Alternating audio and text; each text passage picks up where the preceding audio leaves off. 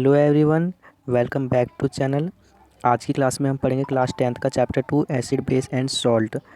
इस चैप्टर को हम 2 से 3 पार्ट में कवर कर लेंगे। ठीक है फ्रेंड्स, तो चलिए स्टार्ट करते हैं चैप्टर।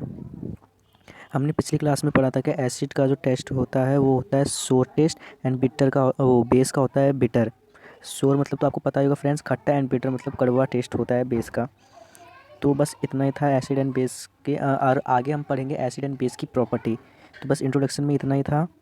तो फ्रेंड्स, आपके सामने अगर एसिड रख दिया और एक बेस रख दिया तो आप चख के तो नहीं देखेंगे ना कि ये खट्टा है और ये कड़वा है तो ये एसिड एंड बेस है।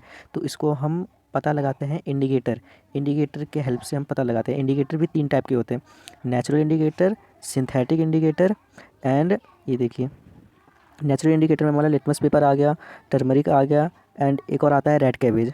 ओके, एक सिंथेटिक इंडिकेटर हो गया, उसमें मिथाइल ऑरेंज एंड फिनोप्थिलीन आता है, iron methyl orange and phenolphthalein. और एक ऑल्फैक्टरी इंडिकेटर, ऑल्फैक्टरी इंडिकेटर में अनियन एंड वैनिला आता है, जिससे हम एसिड एंड बेस का पता लगा सकते हैं। ये देखिए फ्रेंड्स, आपकी स्क्रीन पे ये सारे इंडिकेटर शो कर रहा होगा, आप इसको बस याद कर लीजिएगा। आपने देख लिया कि कैसे इंडिकेटर कितने टाइप के होते हैं। एंड एसिड जो होता है वो हमारा ब्लू लिटमस पेपर को रेड में कन्वर्ट कर देता है, एंड रेड को रेड में ही रहने देता है। एंड जो बेस होता है वो हमारा रेड लिटमस पेपर को ब्लू में कर देता है। एसिड का अपोजिट होता है बेस। ओके फ्रेंड्स, तो बस इतना ही था इंट्रोडक्शन में। एंड हम आगे देखते हैं क्वेश्चन। इस क्वेश्चन में बोला है कि हमें 3 टेस्ट ट्यूब लेना है और उसमें वाटर डाल देना है, एंड इस एक में एसिड डाल देना और एक में बेस डाल देना है, और हमारे पास बस एक ही लिटमस पेपर होगा, वो भी बस रेड। ठीक है फ्रेंड्स, तो हमें कैसे पता लगाएंगे कैसे ये किस में वाटर है, किस में एसिड एंड किस में बेस है। ओके, तो हम जो रेड लिटमस पेपर लेंगे एक बार सब में डालेंगे। इसका आंसर मैं बताता हूँ आपको। रेड लिटमस पेपर को हम सब में एक एक बार डालेंगे, जिसमें वो ब्लू हो जाएगा रेड से। मैंने भी बताया था ना, बेस से ब्लू कर देता है रेड को, रेड लिटमस पेपर को। तो जिसमें ब्लू हो जाएगा तो हमें पता चल जाएगा वो बेस है। ठीक है, एंड बाकी बचे 2, फिर दोनों में हम ट्राई करेंगे। ब्लू लिटमस पेपर जिसमें ब्लू ही रहेगा तो वो हमें पता चल जाएगा वाटर है, क्योंकि वाटर का पीएच वैल्यू 7 होता है। पीएच वैल्यू 7 होता है, वो आगे हम अभी पढ़ेंगे इस चैप्टर में। पीएच वैल्यू सारी का भी पढ़ेंगे, एसिड का भी पढ़ेंगे एंड बेस का भी पढ़ेंगे। अभी बस इतना जान लीजिए, वाटर का जो पीएच होता है वो 7 होता है, वो किसी में कन्वर्ट नहीं कर सकता, ना ही बेस को ना ही एसिड को। तो जो ब्लू लिटमस पेपर था वो ब्लू ही रहेगा। ओके, और फिर हम दूसरे वाले में डालेंगे, तो वो जो लास्ट वाला एसिड वाला जो ट्यूब था ना, वो ना ब्लू को रेड में कन्वर्ट कर देगा। ठीक है, तो बस इतना ही था इस क्वेश्चन आंसर में इजी था, आप खुद से भी लिख सकते हैं बना के। ओके, एंड हम स्टार्ट करते हैं chemical property of acid and base. उसको याद करने से, इसे पढ़ने से पहले ना, हम पहले इसे याद करना ज़रूरी है। एसिड, कौन कौन से एसिड होते हैं। एसिड के पहले नाम और फॉर्मूला याद कर लीजिए। हाइड्रोक्लोरिक एसिड जो हमारे स्टमक में भी होता है, HCl। Sulphuric acid H2SO4। Nitric acid, ये सारे स्ट्रॉन्ग एसिड है। ओके, एंड बाकी ये जो एसिटिक एसिड है ये हमारा वीक एसिड में आता है। बस आप याद कर लीजिएगा अच्छे से, weak acid and strong acid. ठीक है, एंड अब हम बेस में ना लास्ट में OH आता है। OH अभी मैं आगे और बताऊंगा इसको डिटेल में। बेस OH आयंस रिलीज़ करता है, and acid hydrogen ions release करता है। तो बेस के लास्ट में हमेशा OH आता है। ठीक है, ये देखिए, सोडियम हाइड्रोक्साइड स्ट्रॉन्ग बेस है, कैल्शियम हाइड्रोक्साइड, पोटेशियम हाइड्रोक्साइड, ये देखिए, है ना। तो आप इस सब के नाम याद कर लीजिए। अमोनियम हाइड्रोक्साइड ये हमारा वीक बेस हो गया, ये वाला। ठीक है, आप इस सब के नाम याद कर लीजिए, आगे हमारे काम देगा जब हम एसिड एंड बेस की केमिकल प्रॉपर्टी अच्छे से पढ़ेंगे। तो ऑल्फैक्टरी इंडिकेटर है। ठीक है, ऑल्फैक्टरी इंडिकेटर वो इंडिकेटर जैसे ना, इसको हम स्मेल से पता लगाएं। ओके फ्रेंड, स्मेल से मतलब सूंघ के पता लगा सकते हैं। उसका जो इंडिकेटर में बस स्मेल के बारे में था वो मैंने आपको बता दिया। ठीक है, हम आगे देखते हैं मेन टॉपिक, जब एसिड एंड बेस मेटल के साथ रिएक्ट करता है। ठीक है, एक्टिविटी 2.3 ये बहुत इंपॉर्टेंट एक्टिविटी है, ये वाला। ओके फ्रेंड्स, इसको आप अच्छे से याद कर लीजिएगा एंड समझ लीजिएगा। इसमें हमें बोल रहा है 5 ml सल्फ्यूरिक एसिड लेना है एक टेस्ट ट्यूब में, और उसमें जिंक ग्रैन्यूल्स ऐड कर देना। जिंक ग्रैन्यूल्स बोले तो जिंक के पार्टिकल्स ऐड कर देना है, सिंपल में आप समझिए। ठीक है, एंड हमें क्या ऑब्जॉर्व मिलेगा जिंक के सरफेस पे। ओके, तो उसमें ना जब हम सल्फ्यूरिक एसिड में जिंक डालेंगे ना, तो हमें ना कुछ टाइम से जिंक ग्रैन्यूल्स के जो सरफेस पे है ना, उस पर एक गैस बनना स्टार्ट हो जाएगा। और उस गैस को इस एक्टिविटी में बोल रहा है कि एक सोप सॉल्यूशन से पास करें और उस बबल, फिर वो जो बबल फॉर्म होगा ना, उस बबल को हमें एक कैंडल के नियर लाना है, मतलब कैंडल को उस बबल के पास लाना है। फिर हम जो वो क्या एब्जॉर्ब करेंगे, हम एब्जॉर्ब करेंगे कि वो जो बबल है ना पॉप साउंड के साथ फट रहा है। और मैं फ्रेंड्स बता दूं, हाइड्रोजन गैस जब भी बर्न होता है वो पॉप साउंड के साथ बर्न होता है, इसको आप हमेशा याद रखिएगा। हाइड्रोजन गैस पॉप साउंड के साथ बर्न होता है। कहीं भी आप देखिए, किसी भी बबल के पास, किसी भी गैस के पास कोई कैंडल वैंडल लेके जाए या कोई भी फ्लेमेबल चीज़ लेके जाए, पॉप साउंड का आवाज़ आए तो आप समझ जाएगा वो हाइड्रोजन गैस है। तो हमें क्या पता चला, उसमें जिंक ग्रैनुअल्स एक मेटल है, ये एक मेटल है, सल्फ्यूरिक एसिड एक एसिड है, और इन दोनों को जब रिएक्ट किया तो हमें क्या मिला, एक hydrogen gas.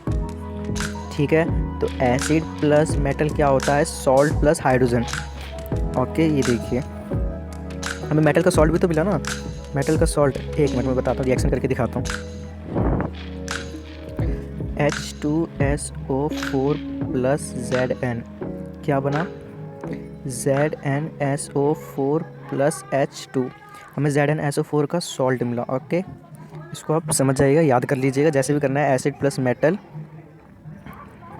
Acid plus metal हमेशा हाइड्रोजन गैस देता है। ओके, बहुत इम्पोर्टेंट है ये, इसको याद कर लीजिएगा आप। एंड देखिए इसमें भी यही है, हम उस सेम चीज़ अगर बेस के साथ करें, चलिए देखते हैं बेस के साथ क्या होगा। NaOH प्लस Zn क्या बनेगा, Na2ZnO प्लस में H2।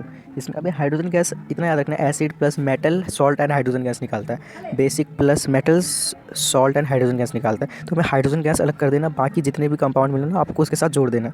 जैसे देखिए इसमें भी जोड़ रखा है, मैंने भी वैसे ही जोड़ा। ओके, एंड अब हम देखते हैं क्या एसिड या बेस कार्बोनेट के साथ कैसे रिएक्ट करता है। Hydrogen carbonate, hydrogen carbonate and metal carbonate same चीज़ है, इसमें आप कंफ्यूज मत होना। बस इसमें H लग जाता है, HCO3 हो जाता है, वरना मेटल कार्बोनेट में CO3 रहता है बस। तो फ्रेंड्स मैं बता दूं, मेटल कार्बोनेट प्लस एसिड हमेशा हमें मिलता, जहाँ कार्बोनेट आ जाना तो आप यहाँ समझ जाना वहाँ CO2 गैस इवॉल्व है। ठीक है, मैं इक्वेशन लिखता हूँ, मेटल कार्बोनेट, एक minute, acid plus metal carbonate,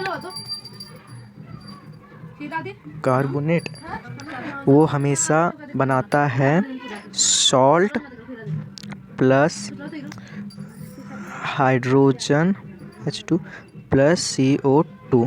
okay, वहाँ पर मेटल एंड वो एसिड में क्या था, सॉल्ट एंड हाइड्रोजन। अब इसमें क्या आ गया, एक CO2 भी आ गया, क्योंकि इसमें मेटल कार्बोनेट भी आ गया ना साथ में। ठीक है ना फ्रेंड्स, इसमें मेटल कार्बोनेट भी आ गया, उसमें बस मेटल एंड एसिड था, मेटल एंड एसिड था बस।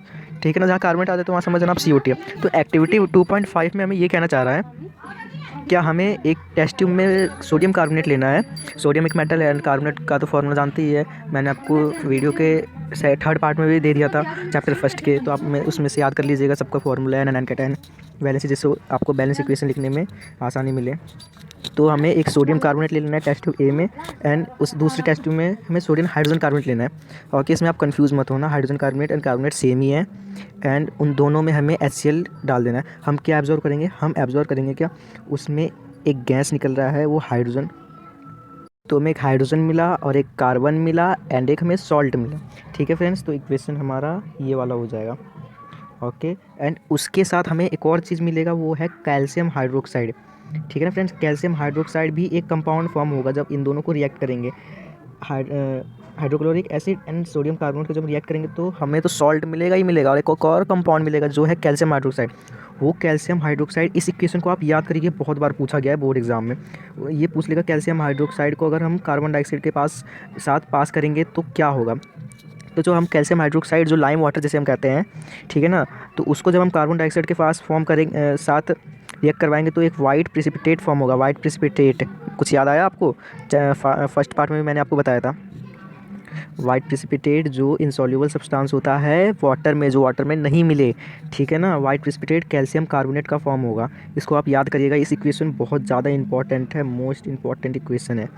ठीक है, इस इक्वेशन को तो आप अच्छे से याद कर लीजिए, मैं बार बार कह रहा हूँ, ये वाला इक्वेशन, ये वाला। Okay and now will start. देखते हैं आगे क्या है, आगे भी है सॉरी। और जो फ्रेंड्स ये हमारा जो वाइट प्रेसिपिटेट कंपाउंड एक फॉर्म हुआ था ना कैल्शियम कार्बोनेट, जब हम उसमें water and CO2 gas pass करवाएंगे, वाटर में डालेंगे और CO2 गैस जब उस पर पास करवाएंगे तो हमारा एक सोडियम हाइड्रोजन कार्बोनेट फॉर्म होगा जो सॉल्यूबल इन वाटर होता है। ठीक है ना, इसको भी आप याद कर लीजिएगा, क्वेश्चन हर तरीके से पूछ सकता है। तो फ्रेंड्स हो गया लाइमस्टोन, हो गया चॉक, हो गया एंड मार्बल हो गया। ये जो कैल्शियम कार्बोनेट है ना, इन सब के अलग अलग फॉर्म है, समझ लीजिए अलग अलग नाम है कैल्शियम कार्बोनेट का। ठीक है, एंड मैंने आपको वीडियो की स्टार्टिंग में बता दिया था कि मेटल कार्बोनेट प्लस एसिड हमेशा सॉल्ट एंड वाटर रिलीज़ करता है।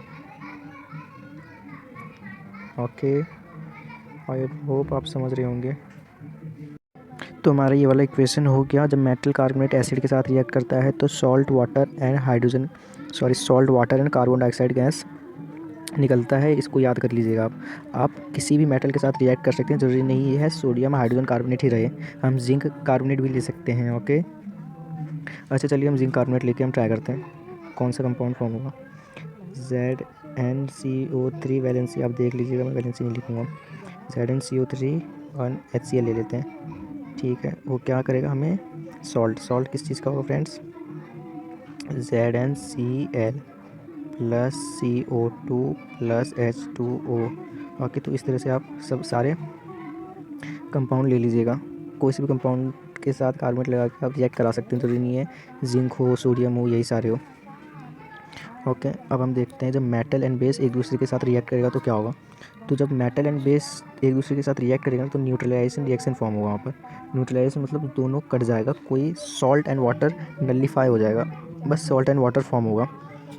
मैं एक एग्जांपल से बताता हूँ, एक कंपाउंड है जिसके पास ज़्यादा ताकत है, स्ट्रॉन्ग एसिड है समझ लीजिए, और बी कंपाउंड वो स्ट्रॉन्ग बेस है।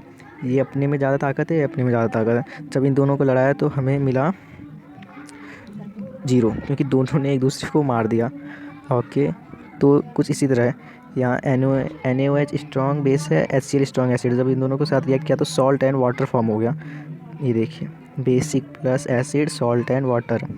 तो इन दोनों को साथ जब रिएक्शन करेंगे एसिड एंड बेस तो न्यूट्रलाइजेशन रिएक्शन फॉर्म होगा। अगर एक क्वेश्चन यहाँ पर भी आता है, ये स्ट्रॉन्ग बेस एसिड है और ये वीक बेस है, ठीक है, तो जो कंपाउंड फॉर्म होगा ना वो एसिडिक होगा, वीक एसिड होगा पर, ठीक है, और यहाँ पर स्ट्रॉन्ग बेस है, वीक एसिड है, तो जो कंपाउंड फॉर्म होगा वो वीक बेस होगा। ओके, कंफ्यूज मत होना आपको बस, ठीक है। Metal oxide with acid, metal oxide को जब हम एसिड के साथ रिएक्ट करेंगे ना तो friends salt and water form होगा, क्योंकि मेटल ऑक्साइड का जो नेचर होता है वो बेसिक होता है, ये बेसिक होता है। चैप्टर 3 में हम इसको डिटेल में पढ़ेंगे, ठीक है। तो मेटल ऑक्साइड का जो नेचर होता है वो बेसिक नेचर होता है। तो मेटल ऑक्साइड जब अगर बेसिक हो गया, मेटल ऑक्साइड बेसिक है और ये एसिड आ गया, तो मैं बेस और एसिड क्या होता है, सॉल्ट प्लस वाटर ही तो मिलेगा। राइटिंग गंदी है, कोई नहीं, ठीक है। तो फ्रेंड्स जब मेटल ऑक्साइड और एसिड रिएक्ट करेगा तो हम इसको न्यूट्रलाइजेशन रिएक्शन भी तो बोल सकते हैं ना, क्योंकि एसिड एंड वाटर बना रहा है, ठीक है। इस एक्टिविटी में देखते क्या कह रहा है, हमें small amount of copper oxide लेना है, एक बीकर में डाल देना है, उसको स्लोली ऐड करना है उसमें हाइड्रोक्लोरिक एसिड, ठीक है। हम नोट करना है कलर उस सॉल्यूशन का, ठीक है। देखते हैं चलिए क्या बोल रही है। जब हम उसको कॉपर को एसिड के साथ रिएक्ट तो सॉल्यूशन का जो कलर हो जाएगा ना वो ब्लू एंड ग्रीन हो जाएगा, ठीक है। क्यों होगा, क्योंकि इसमें ना कॉपर ऑक्साइड डिजॉल्व हो गया है, ठीक है। अब ब्लू ग्रीन कलर जब कॉपर क्लोराइड के साथ रिएक्ट किया ना, सॉल्ट बना लिया ना उसने, इसीलिए ब्लू ग्रीन कलर हुआ, ठीक है। तो इस रिएक्शन को जनरली मैंने आपको बताया था मेटल ऑक्साइड प्लस ये एसिड सॉल्ट एंड वाटर हो गया। तो कॉपर ऑक्साइड लिया था ना इसमें, CuO प्लस HCl क्या हो गया, कॉपर क्लोराइड CuCl प्लस में H2O, ये रिएक्शन फॉर्म हुआ यहाँ पर, ठीक है ना फ्रेंड्स। एंड देखते हैं क्या है यहाँ पर। मेटल ऑक्साइड लिया इसमें, अब नॉन मेटल ऑक्साइड, जब मेटल ऑक्साइड बेसिक ही नेचर है तो नॉन मेटल ऑक्साइड एसिडिक ही नेचर होगा, सिंपल सी बात है ये देखिए, acidic in nature non metal oxide. तो जब नॉन मेटल ऑक्साइड बेस के साथ रिएक्ट करेगा तो वो भी न्यूट्रलाइजेशन रिएक्शन फॉर्म करेगा, ठीक है। तो तो फ्रेंड्स ये सब क्वेश्चन आपके लिए होमवर्क अगर ना हो तो मुझे बता दीजिएगा, मैं आपको नेक्स्ट वीडियो में इनका सॉल्यूशन में डाल दूँगा। एंड इस वीडियो को ख़त्म करते हैं, मिलते हैं नेक्स्ट वीडियो में। ये वाला टॉपिक हम कवर करेंगे और कि एसिड एंड बेस में क्या कॉमन है। तो अभी के लिए बाय बाय। अच्छा लगे तो लाइक एंड सब्सक्राइब करिएगा। Bye friends.